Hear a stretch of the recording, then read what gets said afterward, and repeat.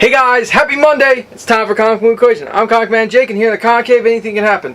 So what Comic Movie Equation is, for those new guys, is I take a movie that is comic-based and see how true it stays to the source material.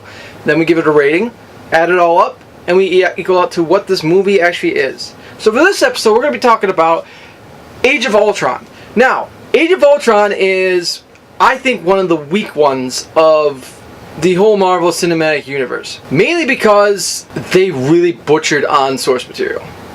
So for those who don't know, Age of Ultron is based off of the Age of Ultron comics written by Brian Michael Bendis. And the Age of Ultron comics, he's already taken over the world. The whole premise of it, okay, is, I mean, the only thing they really took from this comic is Ultron. That is all they took, is Ultron.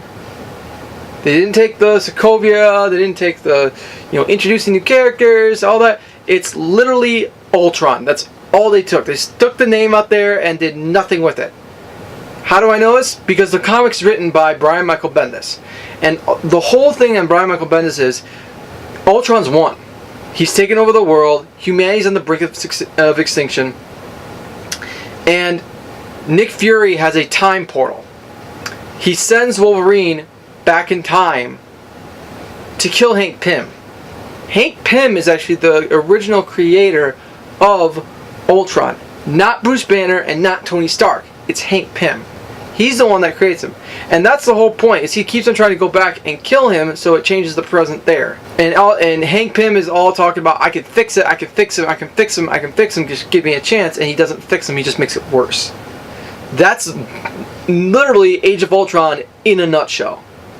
Now, basing it off of that, there's nothing to it. We don't have Hank Pym.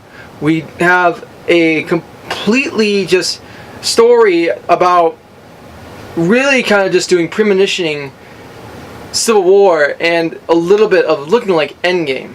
Introducing the miracles that we call, because they can't call them mutants, the miracles of the Marvel Universe. But honestly, guys, there's not a lot to talk about for the source material here.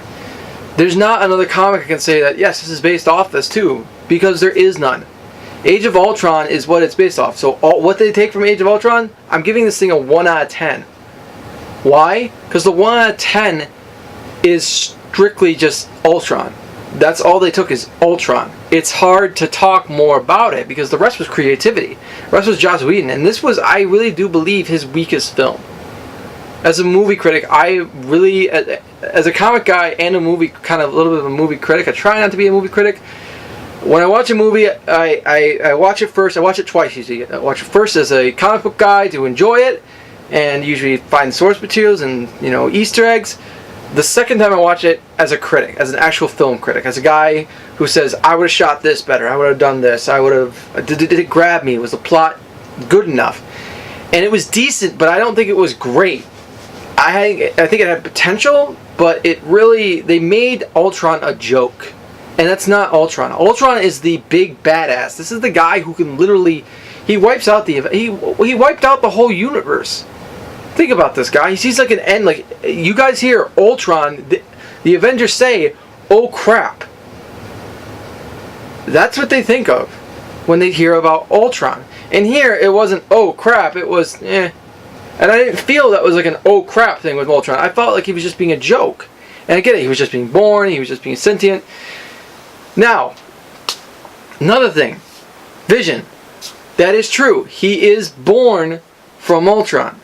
Ultron tries to make him infiltrate. He was actually going to make him, he wasn't going to be the body of Ultron. It was going to be like an infiltrate. He was going to be like a soldier. He was going to infiltrate, and then he was going to activate a code in which he would kill the Avengers. But Vision kind of grew out of that command code.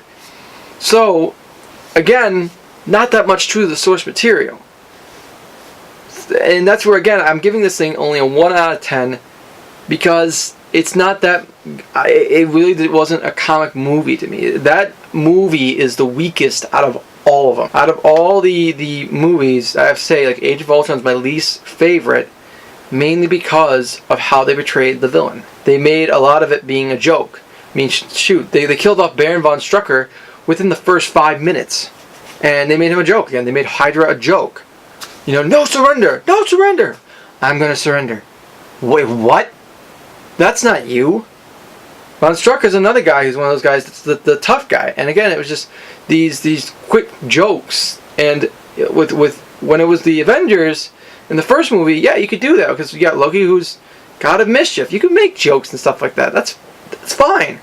But with Baron Von Strucker, you don't do that. With Ultron, you don't do that. Yeah, guys, I really can't give this a good rating. I mean, but hey, the comics are going to be in the link down below I've been talking about. So Age of Ultron by Brian Michael Bendis is going to be here. Definitely pick it up. Give it a read.